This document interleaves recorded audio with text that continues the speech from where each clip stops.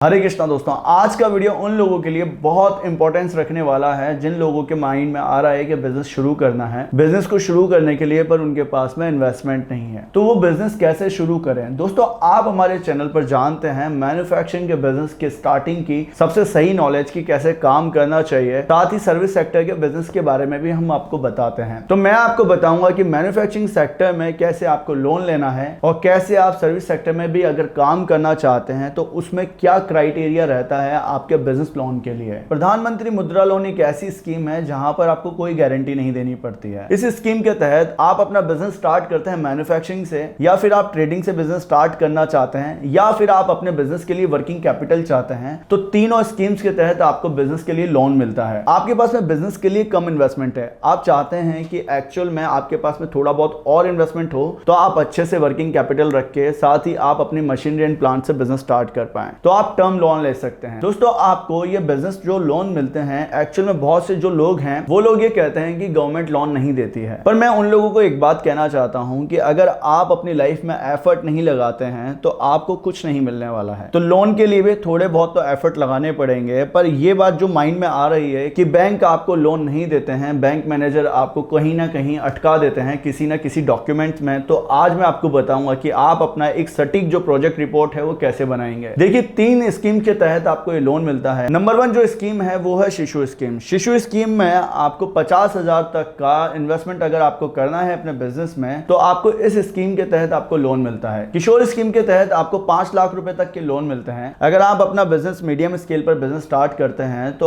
आपको इस स्कीम के तहत लोन मिलता है। इसके बाद में होती है तरुण स्कीम। तरुण स्कीम में आपको 10 लाख रुपए तक के लोन मिलते हैं। देखिए, जो भी दोस्तों ब्याज दर रहेगी, जो भी आपको लोन चुकाना है उस पर 7 से 9% तक की ब्याज दर रहती है। अलग अलग बैंकों पे अलग अलग दरें रहती हैं। कुछ गवर्नमेंट बैंक से जब आप लोन लेते हैं तो आपको एक्स्ट्रा बेनिफिट्स मिलते हैं। प्राइवेट बैंक में थोड़ा जो रेट रहता है इंटरेस्ट का वो थोड़ा ज्यादा रहता है। अब ये जो तीनों स्कीम्स हैं, इनमें लोन कैसे देगा बैंक आपको, क्या चीज वो देखेगा। सबसे पहले वो एक बार देखता है कि आपका जो मेन मोटिव है बिजनेस करने का वो क्या है। क्या आप अपने बिजनेस को स्टार्ट करना चाह रहे हैं, क्या आपका रेवेन्यू मॉडल रहेगा। दोस्तों, अब आपको मैं बताता हूं कि अगर आप मैन्युफैक्चरिंग से अपना बिजनेस स्टार्ट करते हैं तो आपको 100% श्योरिटी है कि आपको लोन मिलेगा। इसके बाद में अगर आप ट्रेडिंग कर रहे हैं, ट्रेडिंग से अपना बिजनेस स्टार्ट कर रहे हैं, आप अपने एक शॉप दिखा रहे हैं, शॉप के साथ में वहां पर रॉ मटेरियल जो भी आपने इकट्ठा करा है वहां से सप्लाई चेन दिखाएंगे, क्या रेवेन्यू मॉडल रहेगा वो बैंक को दिखाते हैं, तो आपको लोन मिलेगा। तो इसके अलावा अगर आप कोई शॉप खोलते हैं तो भी आपको लोन मिलता है। अब मैं आपको एक्स्ट्रा ऐड करता हूं, इसमें जो प्रोजेक्ट रिपोर्ट होती है वो सबसे ज्यादा मेन इंपॉर्टेंट रहती है।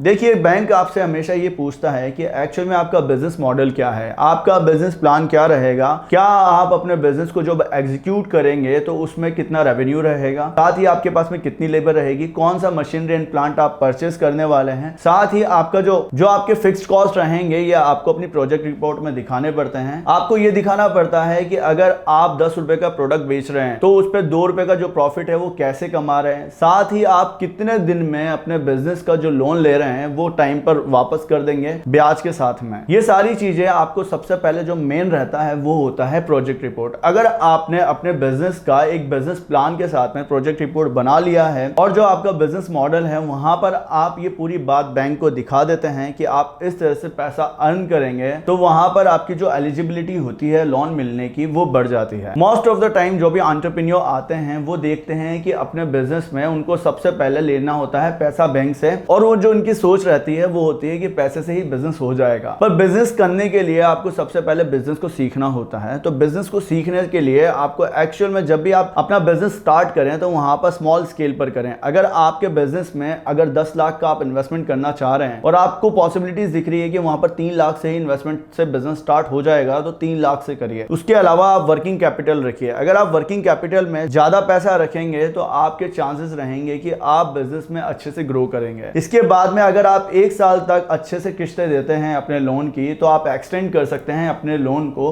वो दूसरी स्कीम के तहत आपको लोन मिलते हैं। अगर आप बिजनेस में आते हैं और बिजनेस की सही सलाह चाहते हैं कि बिजनेस में कैसे काम करना है, कैसे स्मॉल स्केल से medium scale and large scale तक अपने बिजनेस को शुरू करना है, तो आप हमारे चैनल पर जाइए। हमने बहुत से डिफरेंट बिजनेसेस के वीडियो बनाए हैं कि कैसे आप उनमें कम से कम पैसे से अपना बिजनेस शुरू कर सकते हैं। साथ ही हमने ये भी बताया है कि अगर आपके पास में पैसा नहीं है, आप लोन लेकर भी काम नहीं करना चाहते हैं, तो अगर आपके पास में थोड़ी बहुत जो पूंजी है आप उससे काम कैसे शुरू कर सकते हैं। अगर आपको आपके माइंड में कोई भी बिजनेस ऐसा लग रहा है कि आप कर सकते हैं तो आप हमारे साथ में डिस्कस कर सकते हैं हमारे इन नंबर्स पे कि हमें ये बिजनेस कैसे करना है। हम आपको ये बताएंगे कि उस बिजनेस में रॉ मटेरियल, मशीनरी से लेकर सेल्स एंड डिस्ट्रीब्यूशन तक कैसे पहुंचना है। तो अगर आपको अपने छोटे शहरों में कोई भी बिजनेस स्टार्ट करना है और वो लग रहा है यूनिक आइडिया है, तो आप हमारे साथ में जुड़कर अपना बिजनेस शुरू कर सकते हैं। तो मिलते हैं दोस्तों नेक्स्ट वीडियो में, तब तक के लिए बने रहिएगा हमारे साथ।